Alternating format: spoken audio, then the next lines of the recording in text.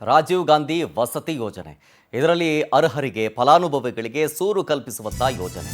ಆದರೆ ಈ ಸೂರಿಗೋಸ್ಕರ ಅರ್ಜಿ ಹಾಕದವರಿಗೆ ವರ್ಷಗಳೇ ಕಳೆದರೂ ಇನ್ನೂ ಸಿಕ್ಕಿಲ್ಲ ಅವರಿಗೆ ಸೂರು. ಅರ್ಜಿ ಹಾಕಿ ದುಡ್ಡು ಕೊಟ್ಟರು ಮನೆ ಸಿಕ್ಕಿಲ್ಲ. ಈಗ ಆಕ್ರೋಶದ ಕಟ್ಟೆ ಹೊಡಿತಾ ಇದೆ ಅವರಿಗೆಲ್ಲರಿಗೂ. ರಾಜೀವ್ ಗಾಂಧಿ ವಸತಿ ನಿಗಮದ ವಿರುದ್ಧ ಅಸಮಾಧಾನವನ್ನು ಹೊರಹಾಕ್ತಾ ಇದ್ದಾರೆ. ಕಚೇರಿಗೆ ಬಳಿ 50ಕ್ಕೂ ಹೆಚ್ಚು ಜನ ಬಂದು ತೀವ್ರ ಪ್ರತಿಭಟನೆಯನ್ನು ಮಾಡ್ತಾ ಇದ್ದಾರೆ. ಜನವರಿ 1ನೇ ತಾರೀಕು ನಿಗಮದ ಬಳಿ ಪ್ರತಿಭಟನೆಯನ್ನು ನಡೆಸಿದ್ರು ಜನ. ಜನವರಿ 12ನೇ ತಾರೀಕು ಹಂಚಿಕೆ ಮಾಡ್ತೀವಿ ಅಂತ ಹೇಳಿದ್ರು MD. GBAಯಿಂದ ಅಂತಿಮ ಪಟ್ಟಿ ಬಂದಿಲ್ಲ ಅಂತ ಉತ್ತರ ಸಿಗ್ತಾ ಇದೆ. MD ಪರಶುರಾಮ್ ಅಂತಿಮ ಪಟ್ಟಿ ಬಂದಿಲ್ಲ ಅಂತ ಹೇಳ್ತಿದ್ದಾರೆ.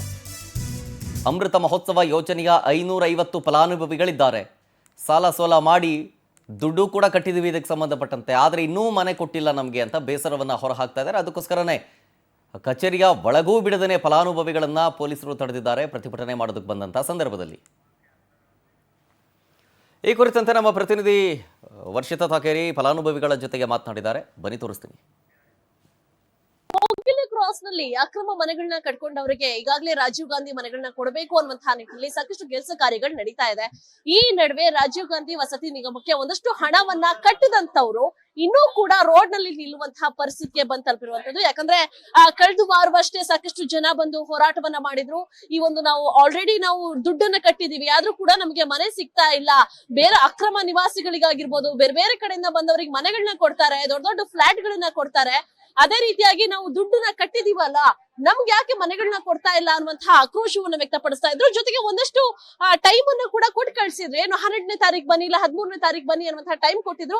ಅದೇ ನಿಟ್ಟಿನಲ್ಲಿ ಇವತ್ತು ಮನೆ ಬೇಕು ಅನ್ನುವಂತಹ ಪಟ್ಟನ್ನ ಹಿಡಿದು ಜನ ಬಂದ್ ಕೂತಿದ್ದಾರೆ. ಆದ್ರೆ ನೋ ಯೂಸ್ ಅಂತಾಗಿದೆ. ಯಾಕಂದ್ರೆ ಪೊಲೀಸರು ಕೂಡ ಕಗ್ಗಾವಲಿದೆ, ಒಳಗೆ ಯಾರು ಕೂಡ ಹೋಗ್ಬಾರ್ದು. ಕಳೆದ ಬಾರಿ ಹೋದಾಗ ಆ ಕಚೇರಿಯ ಮುಂಭಾಗದಲ್ಲೇ ಹೋರಾಟವನ್ನ ಮಾಡಿದ್ರು. ರಾತ್ರಿ 10 ಗಂಟೆ ಆದ್ರೂ ಕೂಡ ಅಲ್ಲೇ ಕೂರುವಂತಹ ಪ್ರಯತ್ನ ಕೂಡ ನಡೆದಿತ್ತು. ಸದ್ಯ ಟೈಮ್ ಅನ್ನ ಕೊಟ್ಟಿದ್ರು, ಆದ್ರೆ ಈಗ ಟೈಮ್ ಮೀರ್ ಹೋಗಿದೆ. ನಾನು ಮಾತಾಡಿಸ್ತೀನಿ ಮೇಡಮ್. ಈಗ ಕಳೆದ ಬಾರಿ ಬಂದಾಗ ನಿಮ್ಗೊಂದು ಟೈಮ್ ಕೊಟ್ಟು ಕಳ್ಸಿದ್ರು, ಹೋಗಿ ನಾವು ಸಾಲ್ವ್ ಮಾಡ್ತೀವಿ, GBA ಪತ್ರ ಬರ್ದಿದೀವಿ, ಅಲ್ಲಿಂದ ಲೀಸ್ಟ್ ಬಂದಾದ್ಮೇಲೆ ಕೊಡ್ತೀವಿ ಅಂತ ಅಂದಿದ್ರು. ಆದ್ರೆ ಏನು ರೆಸ್ಪಾನ್ಸ್ ಇಲ್ಲ, ಹೊರಗಡೆ ಕೂರ್ಸಿದಾರೆ. ಈಗ ಏನ್ ಹೇಳ್ತಾ ಇದಾರೆ ಅಂತ? ಹೌದು ಮೇಡಮ್, ನಾವು 1ನೇ ತಾರೀಕು ಬಂದಾಗ ಹೇಳಿದ್ರು, ಈಗ ನಿಮ್ಗೆ ಕೊಡ್ತೀವಿ, 12ನೇ ತಾರೀಕು ಬನ್ನಿ, ನಿಮ್ಗೆಲ್ಲ ರಿಜಿಸ್ಟ್ರೇಷನ್ ಬಿಡ್ತೀವಿ, GBA ಇಂದ ಲಿಸ್ಟ್ ತರಿಸ್ಕೊಂತೀವಿ ಅಂತ ಹೇಳಿದ್ರು. ಈಗ ನೋಡಿದ್ರೆ 30-40 ಜನ ಪೊಲೀಸ್ ಕರ್ಕೊಂಡ್ ನಿಲ್ಸಿದ್ದಾರೆ. ಈಗ ಏನ್ ನಾವು ನ್ಯಾಯವಾಗಿ ಕೇಳ್ತಾ ಇರೋದು, ದುಡ್ಡು ಕಟ್ಟಿದೀವಿ, EMI ಕಟ್ತಾ ಇದೀವಿ, ನಮ್ದೆಲ್ಲ ಕ್ಲಿಯರ್ ಆಗಿದೆ ಅಮೌಂಟ್. ಅದೇ ಕೋಗಿಲೆ ಅವ್ರಿಗಾದ್ರೆ 1 ವಾರ 2 ವಾರದಲ್ಲಿ ಕ್ಲಿಯರ್ ಮಾಡಿ ಅವ್ರು ಲಿಸ್ಟ್ ಮಾಡಿ ಅವ್ರಿಗೆ ಮನೆ ಕೊಡ್ತಾರೆ. ನಮ್ ರಾಜ್ಯದವರೇ ಆಗಿ ನಾವು 7 ವರ್ಷದಿಂದ ಕಾಯ್ತಾ ಇದೀವಿ ಮೇಡಮ್. ನಮ್ಗೆಲ್ಲ ಈಗ ಯಾಕೆ ಅನ್ಯಾಯ ಮಾಡ್ತಾರೆ? ಕರೆಕ್ಟ್ ಆಗಿ ಕೇಳೋರ್ಗೆ ಪೊಲೀಸ್ ಕರ್ಕೊಂಡ್ ನಿಲ್ಸಿದ್ದಾರೆ. GBA ಮತ್ತೆ ಇವರು ರಾಜೀವ್ ಗಾಂಧಿ ಅವರು ಲಿಸ್ಟ್ ತರಿಸ್ಕೊಳಕ್ಕೆ ಇವ್ರಿಗೆ 10 ತಿಂಗಳು ಬೇಕಾ? 1-2-3 ವರ್ಷ ಬೇಕಾ? ನಾವ್ 2022-23 ಅರ್ಜಿ ಹಾಕಿರೋದು. ಈಗ ಕರೆಕ್ಟ್ ಆಗಿ ನಾವ್ ಕೇಳಕ್ ಬಂದ್ರೆ ಇವ್ರು ಆಶ್ವಾಸನೆ ಕೊಟ್ಟಿದ್ಕೆ ನಾವ್ ಇಷ್ಟು ಜನ ಬಂದ್ ಸೇರಿದೀವಿ. ಇಷ್ಟು ಜನ ಬಂದ್ ಸೇರಿದ್ಮೇಲೆ ಇವ್ ಕರೆಕ್ಟ್ ಆಗಿ ಒಂದು ಉತ್ತರ ಕೊಡ್ದೇನೆ ಈಗ ಈ ತರ ಹೊರಗಡೆ ಕೂರ್ಸ್ಬಿಟ್ಟು ನಮ್ಗೆ ಈ ತರ ಎಲ್ಲರಿಗೂ ನಮ್ಗೆ ಹಿಂಸೆ ಕೊಡ್ತಾರಲ್ಲ ಈ ಜನ, ಈ ಅಧಿಕಾರಿಗಳು. ಇವ್ರದ್ ಯಾವ ರೀತಿ ನ್ಯಾಯ? ಈ ಸರ್ಕಾರಕ್ಕೂ ಈಗ ಗೊತ್ತಾಗಲ್ವಾ ಇವ್ರು ಏನ್ ಕೆಲಸ ಮಾಡ್ತಾ ಇದಾರೆ ಅನ್ನೋದು ಸರ್ಕಾರಕ್ಕೆ ಗೊತ್ತಾಗಲ್ವಾ ಮೇಡಮ್? ಇವ್ರು ಒಳಗ್ ಕರ್ದು ನಮ್ಗೆ ಮನೆ ಕೊಡೋವರೆಗೂ ನಾವ್ ಇಲ್ಲೇ ಇರ್ತೀವಿ ಮೇಡಮ್, ನಾವ್ ಹೋಗಲ್ಲ.